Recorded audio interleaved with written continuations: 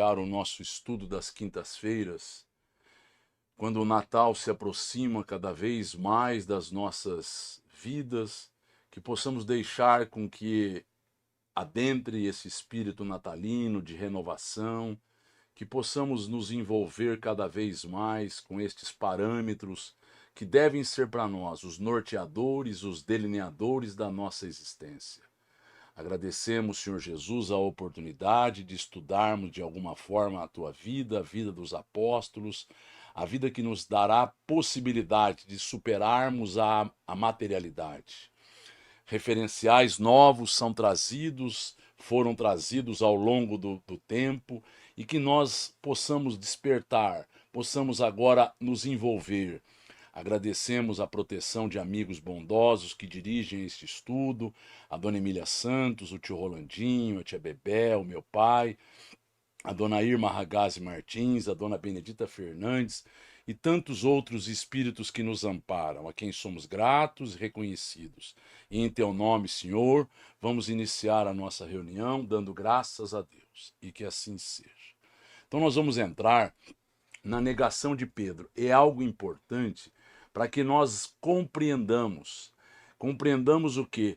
Todos os apóstolos, todos nós que ainda vivemos há 2000 anos sob a tutela destes conhecimentos evangélicos provenientes da vida de Jesus e dos apóstolos, não fomos ainda tocados. Pedro ainda tinha uma série de dúvidas. Ele imaginou que estivesse senhor da situação. E Jesus vai ser bem claro com ele, compreendendo aquilo que Jesus antecipou que ocorreria. Então vamos olhar e vamos entender. O ato do Messias, lavando os pés de seus discípulos, encontrou certa incompreensão da parte de Simão Pedro. Ou seja, ele viu que todos eles se colocaram favoráveis, ainda que um pouco contristados, mas deixaram com que aquilo ocorresse.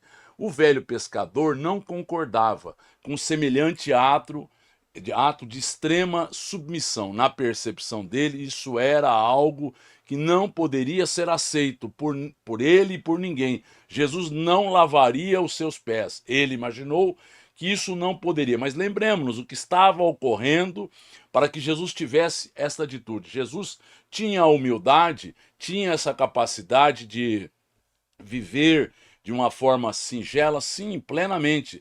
Mas o que estava em jogo é que eles estavam se arvorando a serem maiores do que os outros. Estavam se arvorando como eles iriam se apresentar no templo, como eles iriam se apresentar para as pessoas endinheiradas, enfim, eles iriam mostrar a supremacia deles, como se o fato material fosse de alguma importância.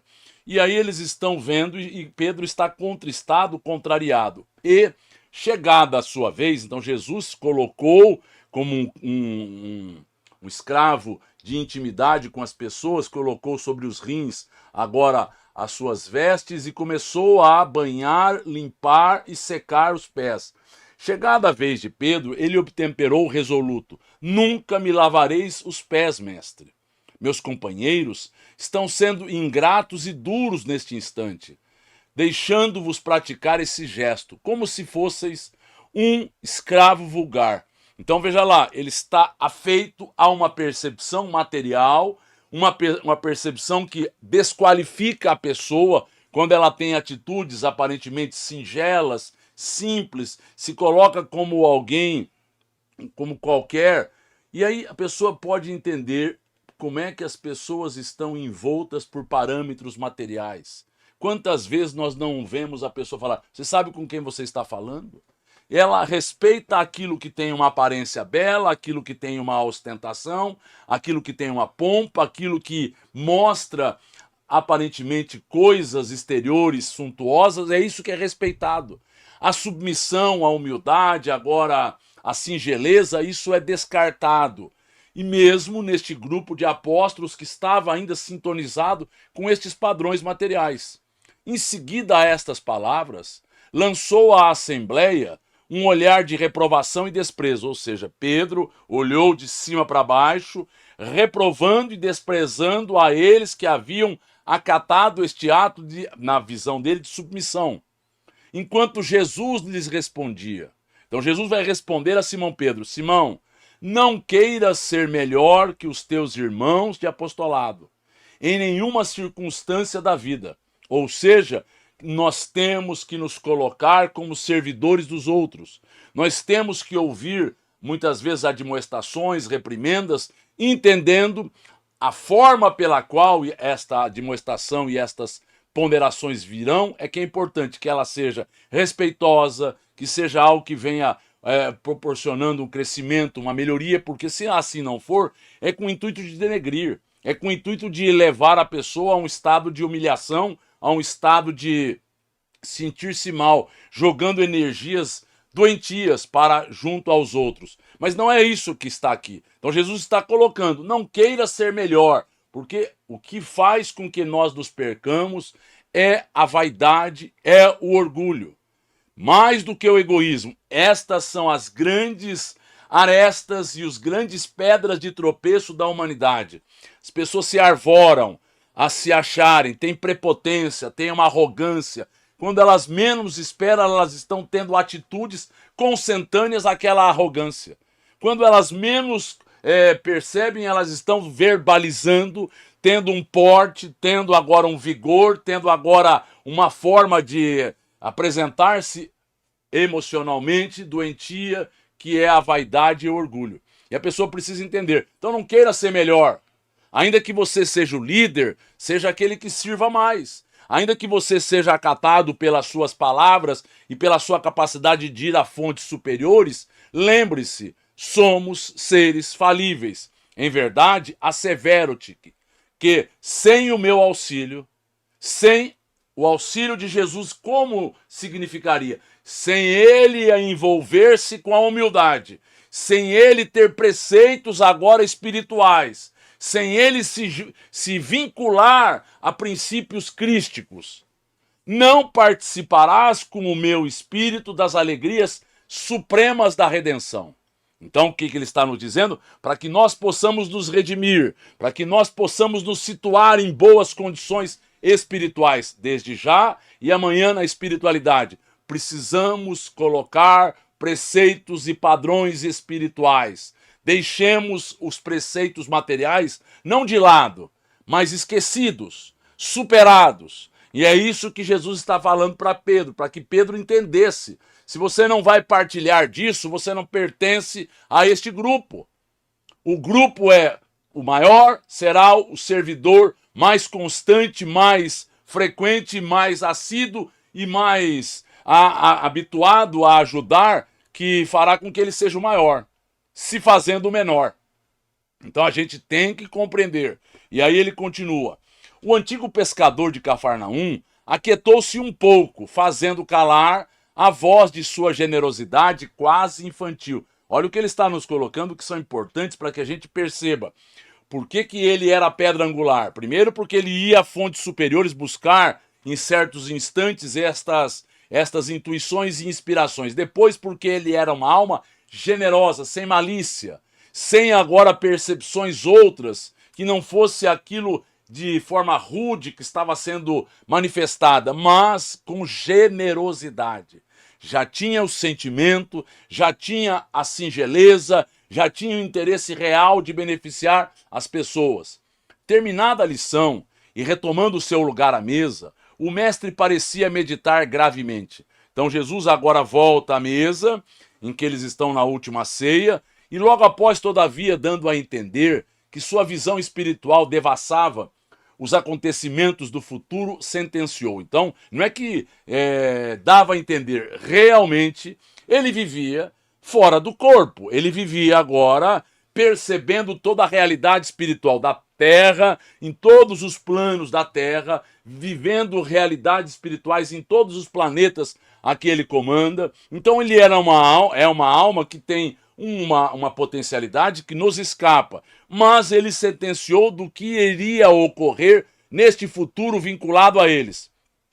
Aproxima-se a hora do meu derradeiro testemunho. Então ele daria o testemunho dele quando Judas Iscariotes, ele agora orando no horto, viria beijá-lo e ele seria levado ao aprisionamento. na casa de Anás, primeiramente, que fora o sumo sacerdote, para que fosse transferido na sequência à casa de Caifás. Então era isto. O pequeno sinédrio, com 23 membros, faria agora a sentença daquilo que Jesus estava sendo imputado a ele, em função daquilo que Judas Iscariotes havia assinado, como nos fala Humberto de Campos, só dizendo sim. Então ele foi colocando, e ele nem percebeu com boa fé, acreditou que aquilo não tivesse maiores comprometimentos. Ele estava fazendo a sentença para que Jesus fosse incriminado. Mas muito bem, eles só queriam uma situação para que esta realidade se consumasse. Sei por antecipação que todos vós estareis dispersados neste instante supremo. Então, a hora do testemunho de Jesus, a hora que ele demonstraria que ele não iria e não fraquejou, mostrando que ele havia vencido a materialidade, vencido estas preocupações que nunca foram preocupações reais em sua vida, mas ele via que todos estariam dispersados.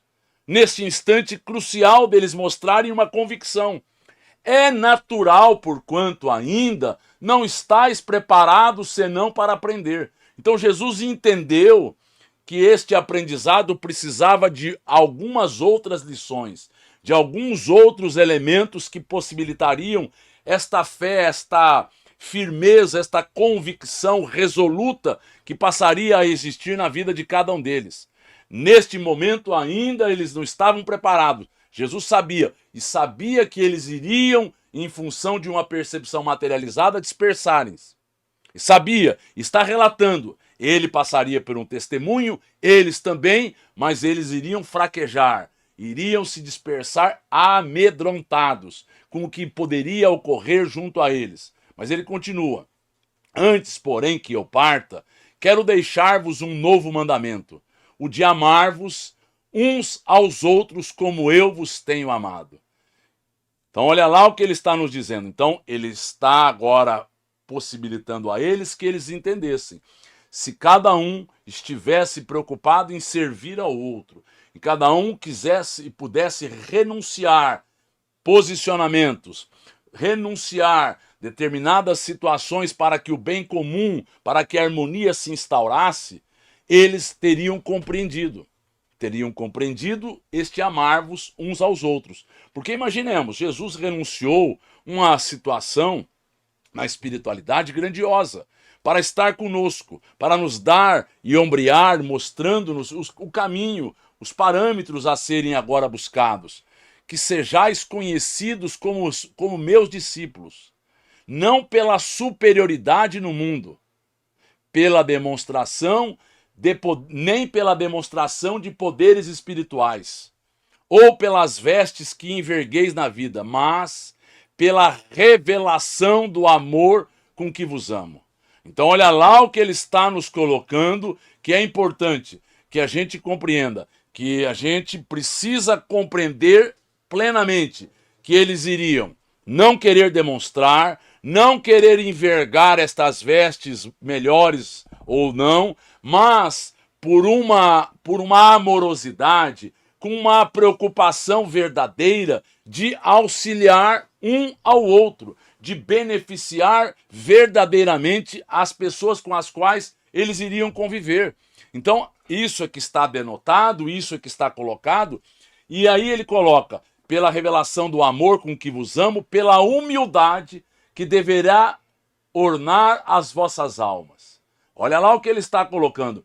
Pela humildade. Então a pessoa aprendeu a saber a sua estatura espiritual. E a partir daí aquilo não gera nela um orgulho, uma vaidade. Aquilo não gera nela uma baixa autoestima. Aquilo não gera nela um problema qualquer. Isso faz com que ela tenha uma convicção plena de quem ela seja, de como ela está situada, de qual o padrão em que ela está agora colocado. Então que a gente compreenda que, na verdade, nós somos colocados em determinadas situações exteriores, elas não devem abalizar a nossa vida.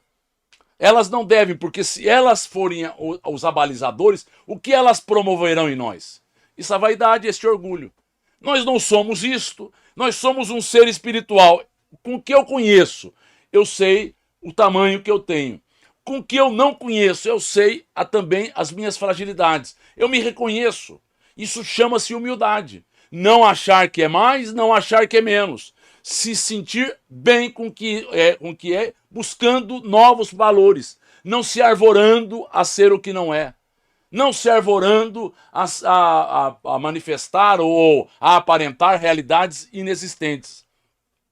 Pela boa disposição no sacrifício próprio. Então, o que ele está nos colocando? É o amor, é a humildade, a boa disposição para que se sacrifiquem uns pelos outros, cada um pela causa do irmão que está junto a eles, cada um buscando servir a todos que estavam e se apresentariam junto a eles. Então, é esta disposição que faria com que eles mantivessem unidos os princípios e os propósitos.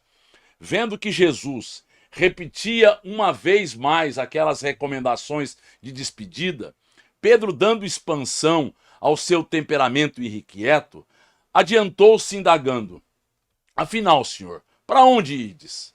Então ele está num tom de despedida, eles estão entendendo, eles estão agora querendo saber: para onde o senhor vai? Eles não haviam entendido até então. E vão tomar um susto quando aquilo se consumar, quando aquilo se efetivar, imaginando que ele ficaria ad eterno com eles. Imaginando que ele não veio apenas para nos trazer uma mensagem, nos trazer e abalizar-nos com novos princípios. E aí era com eles. Ele estaria secundando? Estaria. Ele estaria respaldando? Estaria. Mas ele, até então ele não entendeu para onde ide, Senhor. Para onde o senhor vai? Olha como ele continua. O mestre lhe lançou um olhar sereno, fazendo-lhe sentir o interesse que lhe causava a sua curiosidade, e redarguiu. Olha lá. Então Jesus, percebendo que aquilo era sadio, que aquilo mostrava uma ingenuidade, que aquilo ele estava agora querendo se situar, porque até então, entendamos, todos eles seres circunstanciais, mas muito bons, muito corretos, mas não estavam entendendo que Jesus estava fora das circunstâncias humanas.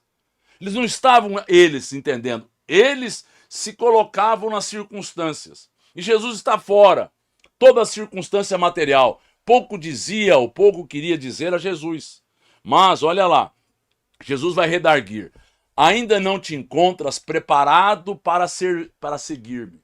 Olha lá o que Jesus está dizendo. Para onde eu vou, você não pode ir. Você não está preparado. O testemunho é de sacrifício e de extrema abnegação. E somente mais tarde entrarás na posse da fortaleza indispensável. Então, o que Jesus está dizendo a eles e está dizendo a nós? Se nós não testemunharmos com sacrifício, com abnegação, com desapego, nós não teremos esta fortaleza, esta convicção resoluta, pronta a se defrontar com quaisquer circunstâncias exteriores. Estaremos agora acabados, estaremos agora nos sentindo humilhados, estaremos nos sentindo eufóricos e deslumbrados, ou seja, estamos ao sabor das circunstâncias. E é isso que faz com que a gente tenha noção. Testemunhar o que mesmo? Testemunhar a minha convicção, testemunhar aquilo que eu entendo, testemunhar aquilo que dará lenitivo à minha alma, dará alforria ao meu ser espiritual e fará com que eu esteja situado em melhores condições. Mas é necessário que a gente dê o testemunho. Então, se a gente não testemunhar, se a gente não se sacrificar, se a gente não for abnegado, se a gente não estiver pronto a desapegar-se, como é que eu vou estar agora, como o Cristo está dizendo, pronto a seguir? Imaginemos isto que ocorre. A pessoa se sentirá muito mal. Por quê? Porque ela achará que terá perdido o paraíso.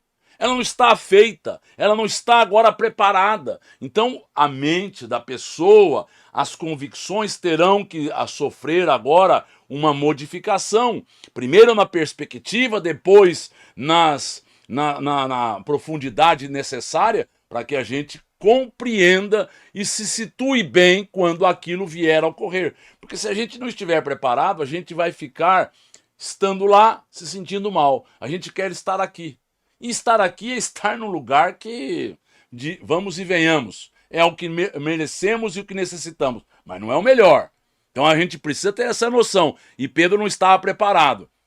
Simão, no entanto, desejando provar por palavras aos companheiros o valor da sua dedicação, acrescentou com certa ênfase, ao propósito de se impor à confiança do Messias. Então ele estava querendo se impor, para que o Messias entendesse da sua real resolução, da sua fidelidade àquilo que ele até então entendera. Não posso seguir-vos? Acaso, mestre, podereis duvidar de minha coragem? Olha bem o que está acontecendo. Ele foi chamado agora aos brios.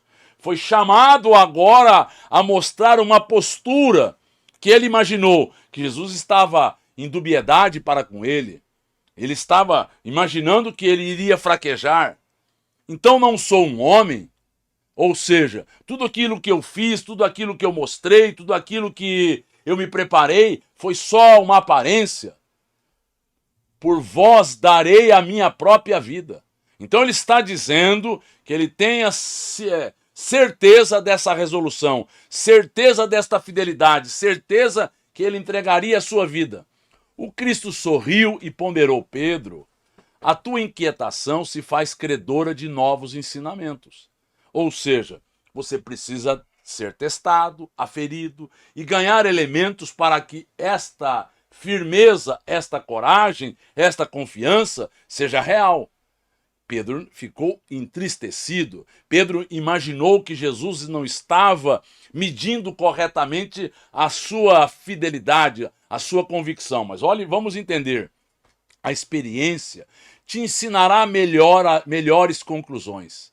Nada melhor do que o tempo e as experiências que vão maturando, que vão dando elementos ao nosso espírito, que vão dando convicções, que vão fazendo com que a gente vá se desiludindo, que a gente vá agora tendo os problemas, os reveses, as circunstâncias de queda e vá amadurecendo, vendo que aquilo fez com que a gente se precipitasse, se buscasse coisas que não levaram a lugar algum. Mas olha o que ele continua: porque em verdade te afirmo que esta noite o galo não cantará sem que me tenhas negado por 3 vezes.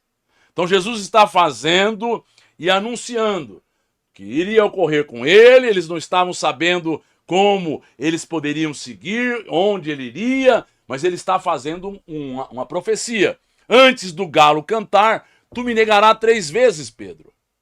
Julgais-me então um espírito mau e endurecido a esse ponto?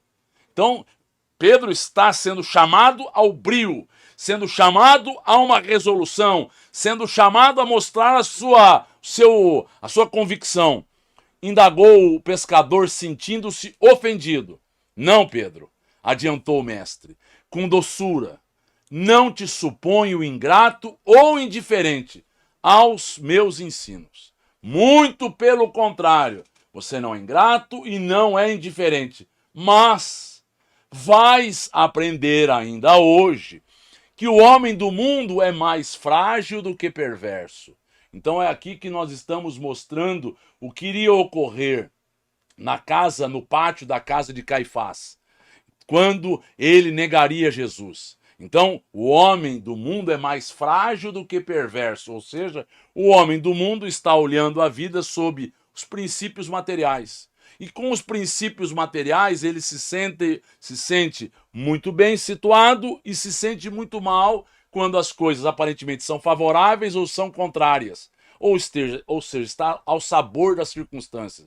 Então, ele é mais frágil do que perverso, porque uma vez entendido que nós não somos do mundo, que nós não somos um corpo, esta fragilidade se fará uma fortaleza e esta perversidade irá agora mudar, porque a pessoa terá entendido, ela está arbitrando contra ela mesma, ela está gerando para ela novos problemas. Pedro não quis acreditar nas afirmações do Messias. Então logo se verificara, olha bem, a sua prisão, no pressuposto de demonstrar o seu desassombro e boa disposição para a defesa do evangelho do reino, atacou com uma espada um dos servos do sumo sacerdote, Malco. Malco, então, teve a orelha decepada, compelindo o mestre a severas observações. Pedro, embainha tua espada, quem com ferro fere, com ferro será ferido.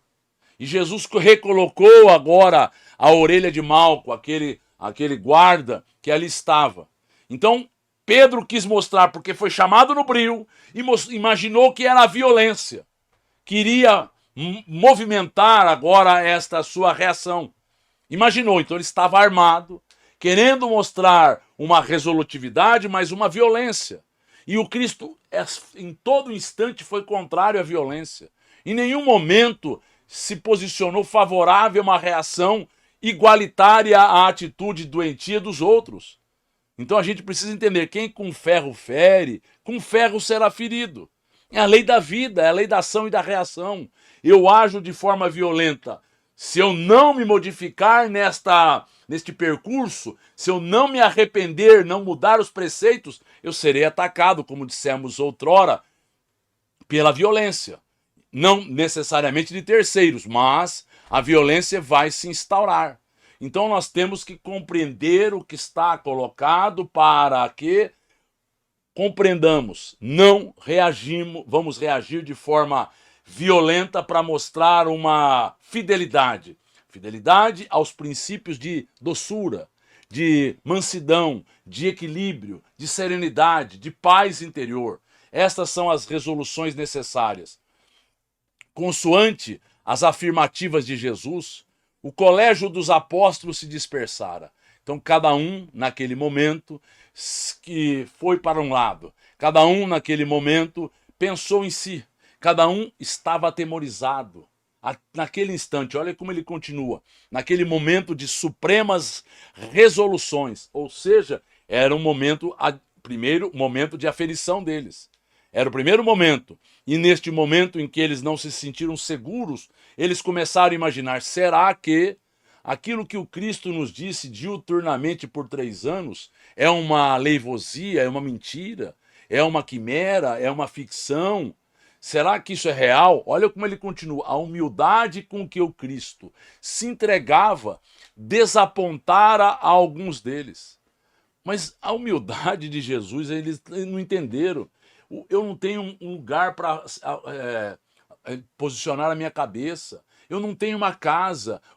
As aves têm ninhos, as serpentes têm covis e o Filho do Homem não tem um lugar para abrigar-se. Ele falou a todo instante que ele não era daqui. Ele falou a todo instante que ele viera apenas para uma realidade momentânea.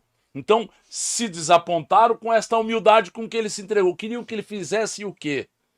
Lutasse, porque veja bem com o que o judaísmo fez na cabeça de todos eles. Eles estavam afeitos àquela transitoriedade e àquela percepção que o Deus deles, no caso Jeová, era um Deus mais maioral, era um Deus irracível, era um Deus ciumento, era um Deus belicoso. Então, esta percepção. E Jesus veio trazer uma outra percepção. Eles eram os mais adiantados. Eles eram aqueles que estavam preparados, vão dar as suas vidas, mas nesse instante ainda não.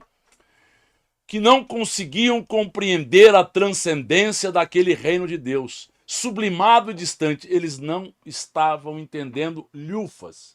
Eles não estavam entendendo, eles estavam seguindo os padrões materiais, amedrontados, entristecidos, agora imaginando que tudo havia se acabado, que Jesus agora não teria reações outras, vendo que aquilo que estava colocado, com que eles viram, Jesus curando, Jesus andando sobre as ondas, Jesus aplacando a fúria da tempestade, Jesus tendo uma série de coisas miraculosas, não estava sendo utilizada.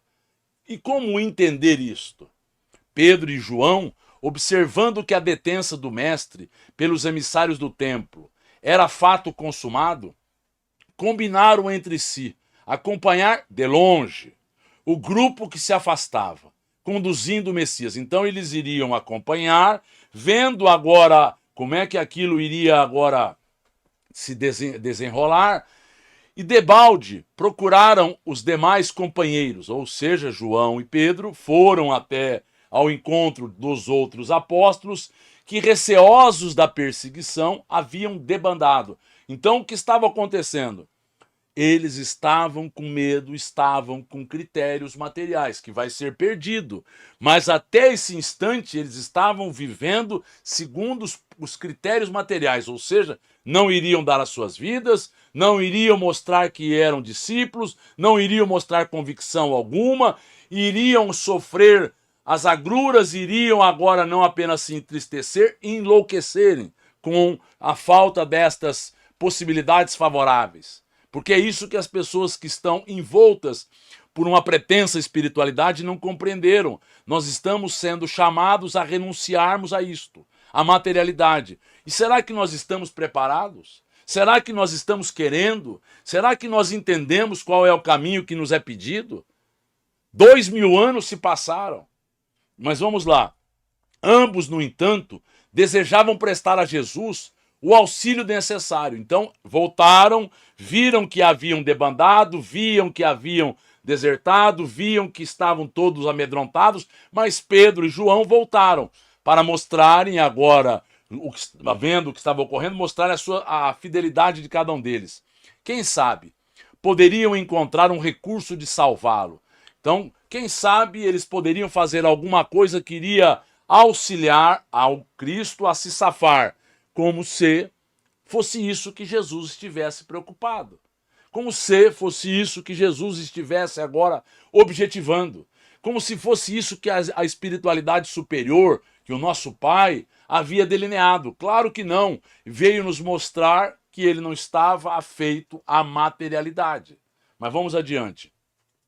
Era mister certificar-se de todas as ocorrências. Então eles quiseram perceber tudo que estava em andamento. Mobilizariam suas humildes relações em Jerusalém a favor do mestre querido. Mas eles eram pessoas insignificantes em termos de conhecimento, mas iriam mobilizar essas relações. Joana de Cusa, quem eles poderiam fazer algo? Joana de Cusa era de Cafarnaum, mas quem eles poderiam fazer interpor as suas influências? Elas eram muito pequenas.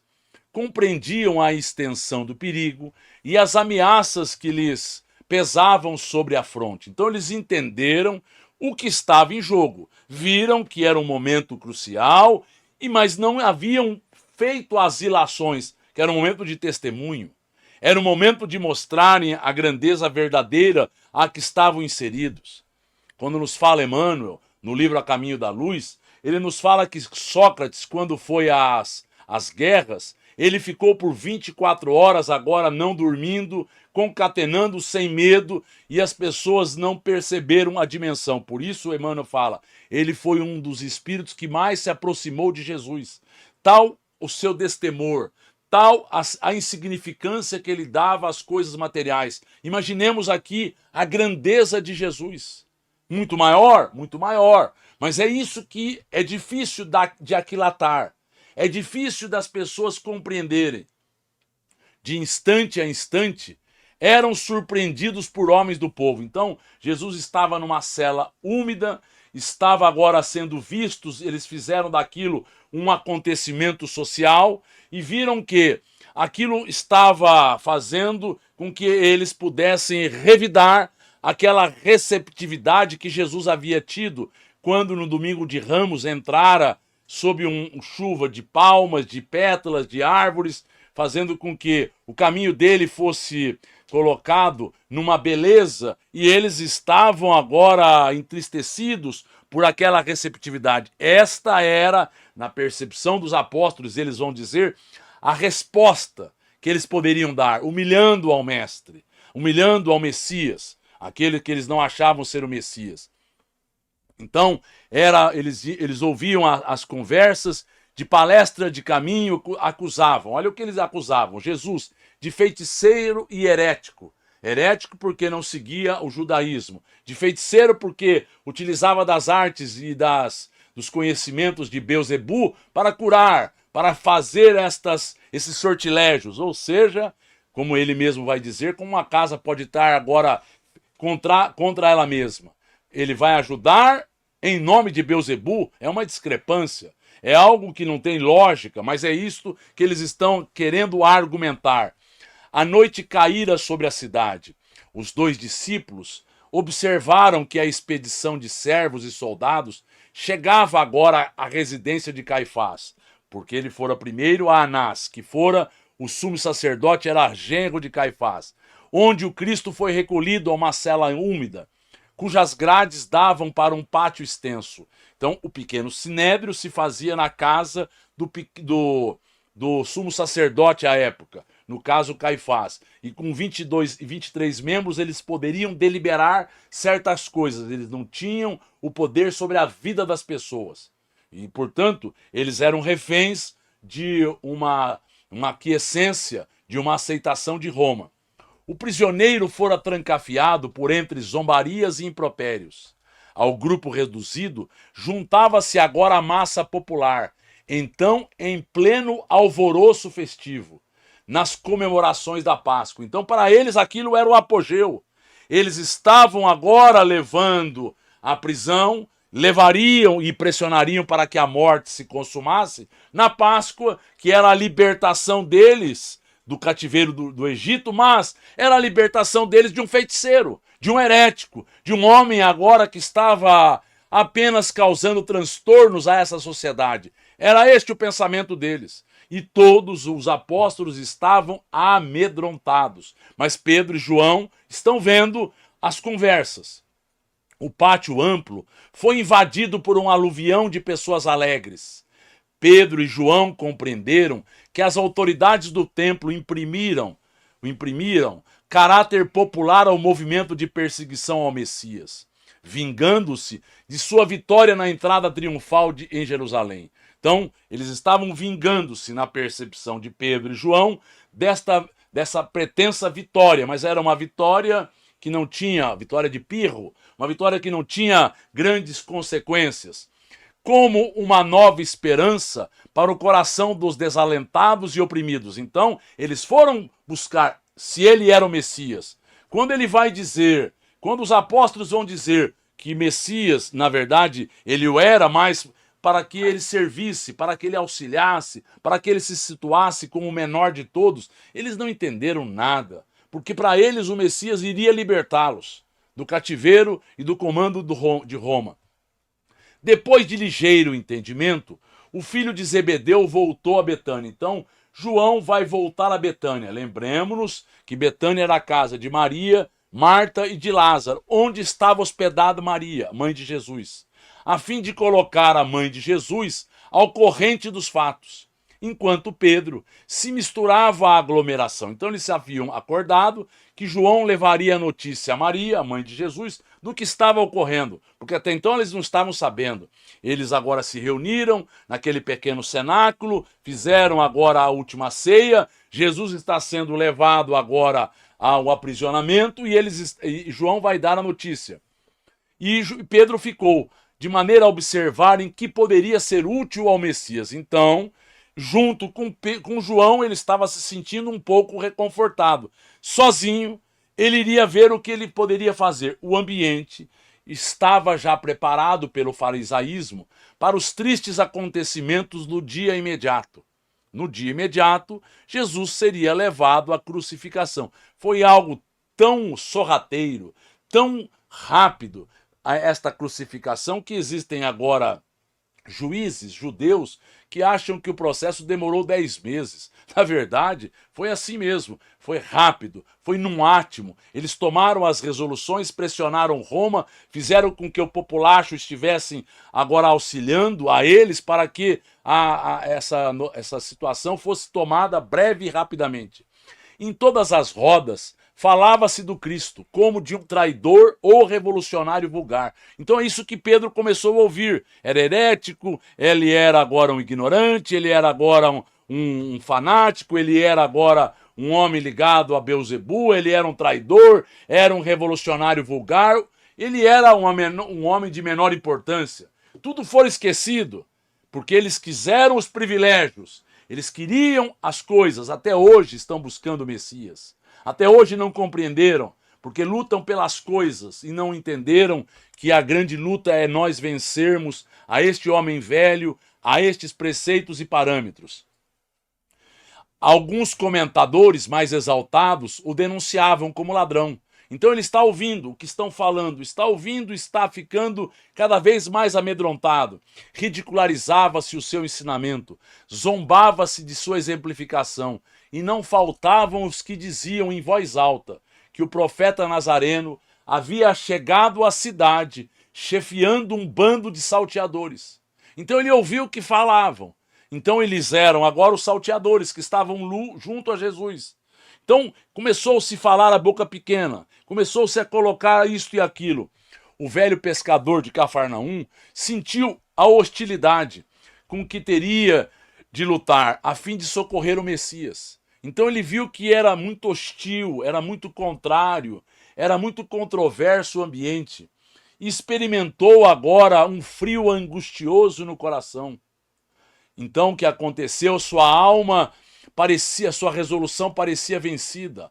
A alma ansiosa se deixava dominar por dúvidas e aflições. Começou a pensar nos seus familiares, em todos os lugares se falava. Todas as pessoas agora se reuniam ao derredor de uma fogueira, porque era uma noite fria, estavam conjecturando, falando, e ele começou a pensar nos seus familiares, e o Cristo vai dizer a ele, disse a ele, quando você tiver que demonstrar a sua fidelidade, lembre-se, não fique preso aos seus familiares, seja convicto, faça o seu melhor, entregue a vida por aquela convicção, porque talvez eles não compreendam. Não foi isso que fez Joana de Cusa? Entregou a vida mesmo com os pedidos do filho. Abjura, mãe. Abjura, mãe. Nós estamos nos perdendo. Quieta-se, meu filho. Nós estamos servindo a um homem que é bom e que veio dar a sua vida por nós. Então, ele começou a pensar nas suas necessidades, nas convenções de Jerusalém, em que ele não poderia afrontar sem pesados castigos. Então, ele ficou preso às contingências humanas. A família, as necessidades, as leis, aquilo que poderia ocorrer junto a ele, quais eram os problemas pelos quais ele passaria. Então ele se amedrontou, se apequenou e deixou com que a materialidade tomasse conta e ficasse trancafiando a sua mente. Porque é isso que nós temos que entender nos momentos em que somos solicitados. Nos momentos em que a vida nos pede testemunho, ou nós mostramos a nossa largueza de concepções, a nossa sincera convicção, ou nós nos apequenamos e nos deixamos demonstrar que os valores materiais ainda falam muito alto na nossa vida. Os valores materiais ainda são muito importantes na nossa existência. Nós não estamos prontos a renunciarmos, a nos sacrificarmos, a nos desapegarmos deles. Então, é isso que estava sendo colocado aqui. Com o cérebro fervilhando de expectativas e cogitações de defesa própria, então ele começou a deixar-se intoxicar por aquele contexto. Quando as circunstâncias pedem de nós que tenhamos convicção, que estejamos acima deste contexto, se nós não tivermos a certeza, nós vamos deixar-nos envolver por ela, vamos fraquejar, vamos titubear, vamos oscilar e vamos cair. E é isso que está ocorrendo aqui. Ele deixou-se envolver. Então, fervilhando de expectativas, de cogitações, de defender-se. Penetrou no pátio extenso, onde se adensara a multidão. Para logo, uma das servas da casa se aproximou dele e exclamou, surpreendida, não és tu um dos companheiros deste homem? Indagou, designando a cela aonde o Cristo, onde o Jesus, se achava encarcerado. Não é você um daqueles que é companheiro desse homem? Não é você que segue este homem? Estava reconhecendo a ele. O pescador refletiu um momento e, reconhecendo que o instante era decisivo, respondeu, dissimulando a própria emoção, estás enganada. Não sou eu. O apóstolo ponderou aquela primeira negativa e pôs-se a considerar que semelhante procedimento, aos seus olhos, era o mais razoável.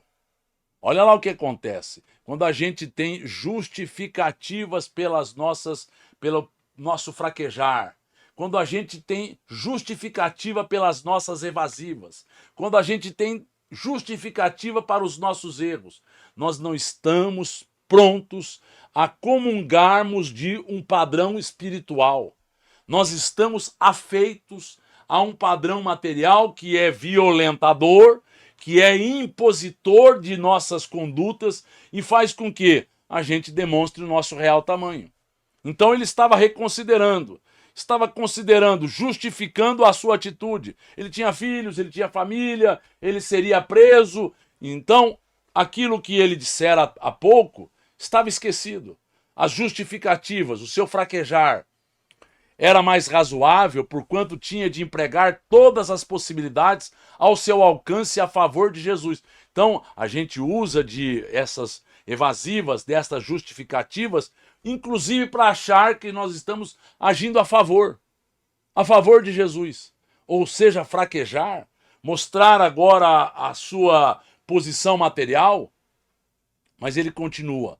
Fingindo despreocupação, o irmão de André se dirigiu a uma pequena aglomeração de populares, onde cada qual procurava esquivar-se ao frio intenso da noite, aquentando-se junto de um braseiro. Então eles se aproximavam de um braseiro, o frio era intenso, e aí ele está querendo ouvir, ele está querendo se safar, ele está querendo achar uma solução baseada nos princípios que não gerariam nele, junto a ele, problemas.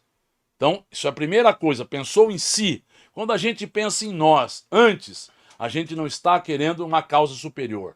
Quando a gente pensa nos nossos antes, a gente não está pronto a resoluções espirituais. A gente está afeito a padrões e circunstâncias materiais. Novamente, um dos circunstantes, reconhecendo-o, o interpelou nesses termos. Então, vieste socorrer o teu mestre? Que mestre? Perguntou o pescador de Carfanaum, entre receoso e assustado. Nunca fui discípulo desse homem. Então isso que é importante que a gente entenda. A gente, além de agora não se esquivar, de usar de subterfúgios, de evasivas, agora a gente é capaz de até mentir para se preservar. Isso chama-se materialidade, interesses menores. Fornecida essa explicação, todo o grupo se sentiu à vontade para comentar a situação do prisioneiro. Então, já que ele não era, comentavam. Longas horas passaram-se para Simão Pedro, que tinha o coração a duelar-se com a própria consciência. Esse que é o problema. A consciência, o nosso tribunal interno, estava duelando com o coração afeito à materialidade. A consciência agora tendo alguns padrões de lucidez, mas não todos. Estando preparada para em alguns momentos agir de uma forma correta, alguns momentos agir de uma forma espiritualizada, mas de outros momentos se acovardando. Naqueles instantes penosos em que fora chamado ao testemunho. Então, existia entre o raciocínio e o coração uma luta. Existia agora um confronto interno que ele não estava sabendo digerir. Mas olha como ele continua. A noite ia adiantada, quando alguns servidores vieram servir bilhas de vinho.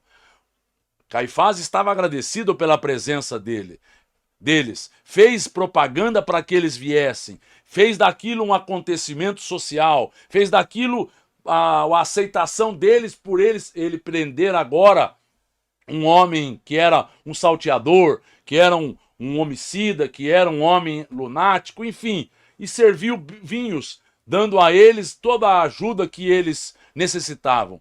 Um deles, encarando o discípulo com certo espanto, exclamou de súbito: é bem aquele discípulo que nos atacou a espada entre as árvores do horto.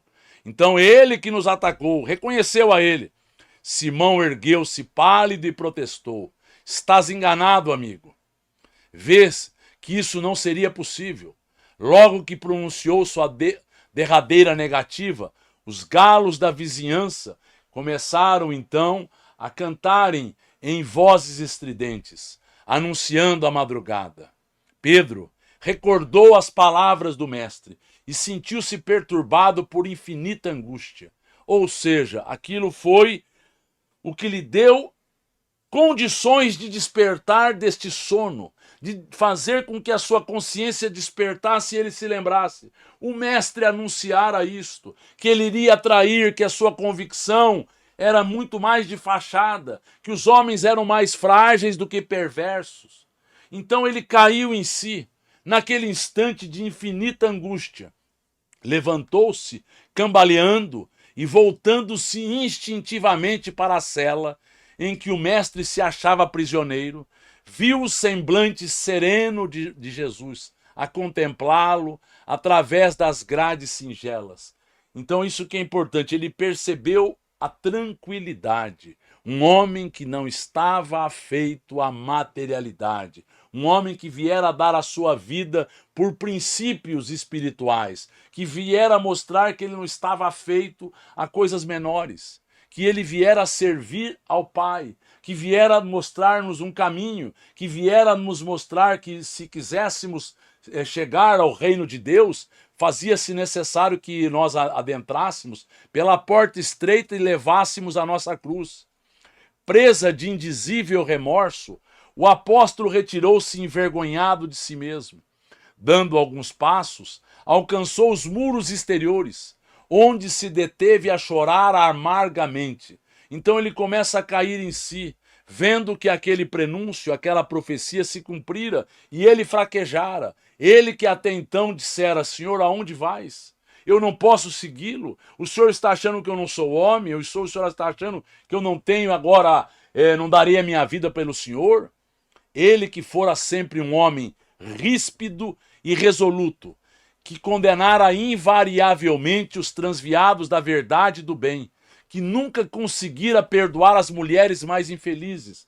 Ali se encontrava abatido como uma criança, em face da sua própria falta. Começava a entender a razão de certas experiências dolorosas de seus irmãos em humanidade. Então que a gente compreenda. Se a gente é levado por um momento de fraqueza, que a gente entenda que os outros caem e nós deveremos compreender a eles. Que nós não estamos acima do bem e do mal, que nós não temos conquistas efetivas em todos os planos, que nós sabemos como é difícil superar a materialidade em que nós estamos agora envolvidos. Então compreender aos outros é dar o direito dos outros errarem, se reerguerem com a nosso auxílio. Porque se a gente já superou, a gente sabe que é difícil. Se a gente não superou, que está em luta, entendamos as quedas dos outros. Porque quando a gente se coloca acima e começa a apontar e começa a imaginar que nós não estamos sujeitos ao erro, nós estamos agindo de uma forma profundamente equivocada. Precisamos olhar com humanidade e compreensão. Em seu espírito, como que desabrochava uma fonte de novas considerações pelos infortunados da vida. Então aquilo fez com que mexeu nas suas entranhas, trouxe elementos para que ele repensasse a vida, amadurecesse o seu ser, lembrasse sempre que ele havia fraquejado. Desejava ansiosamente ajoelhar-se ante o Messias e suplicar-lhe perdão pela sua queda dolorosa. Através do véu de lágrimas que lhe obscurecia os olhos, Simão Pedro experimentou uma visão controladora e generosa. Então ele passou a rememorar, a lembrar-se, figurou-se que o Messias vinha vê-lo em espírito na solidão da noite, trazendo nos lábios aquele mesmo sorriso sereno de todos os dias. Que nós lembremos serenidade, equilíbrio, estarmos sempre imaginando que é o melhor, nunca nos situarmos na revolta, nunca nos situarmos na blasfêmia, nunca nos arvorarmos a desconsiderarmos as oportunidades. Ante a emoção confortadora e divina, Pedro ajoelhou-se e murmurou: Senhor, perdoai-me. Mas neste instante, não mais viu na confusão de suas angustiosos pensamentos, não mais viu a Jesus. Luar alvíssimo enfeitava de luz as vielas desoladas. Então ele viu a presença de Jesus, e Jesus veio em espírito consolá-lo, como consolou a Bartolomeu, como consolou a Judas Iscariotes, como consolou a Lívia, quando ele estava sendo crucificado, ele foi visitá-la, e assim foi a vários espíritos, porque este é o poder do amor. Esta é a possibilidade de estarmos naquele local em que nós sintonizamos, ainda que rapidamente, para ajudarmos. E no caso aqui, Jesus se fez presente. Foi aí que o antigo pescador refletiu mais austeramente, lembrando as advertências amigas de Jesus, quando lhe dizia: Pedro, o homem do mundo é mais frágil do que perverso.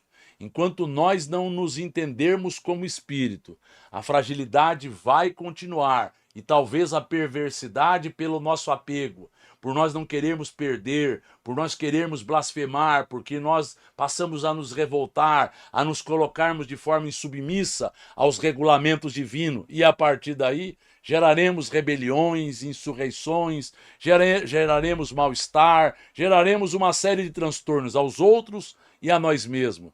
Que nós nos lembremos, para que nós nos fortaleçamos, comecemos a olhar a vida sob um outro prisma, o prisma do Espírito, que deve vigir em nossa vida e na nossa mente e nos nossos comportamentos. Então nós vamos finalizar o nosso estudo desta noite agradecendo a Deus, agradecendo a Jesus por esta oportunidade neste Natal que se aproxima, que nós lembremos sempre, revisitemos, olhemos o Evangelho, comecemos a entender a vida de Jesus como um parâmetro a ser buscado a todo instante. Mas ele está muito distante, sim, ele está muito distante, mas faremos o melhor, o possível, para vencermos a nós mesmos. E estaremos sendo levados no colo por esses amigos bondosos, a quem somos gratos e reconhecidos. E que as tuas bênçãos, Senhor, permaneçam com cada um de nós. Em teu nome, finalizamos o estudo desta noite dando graças a Deus.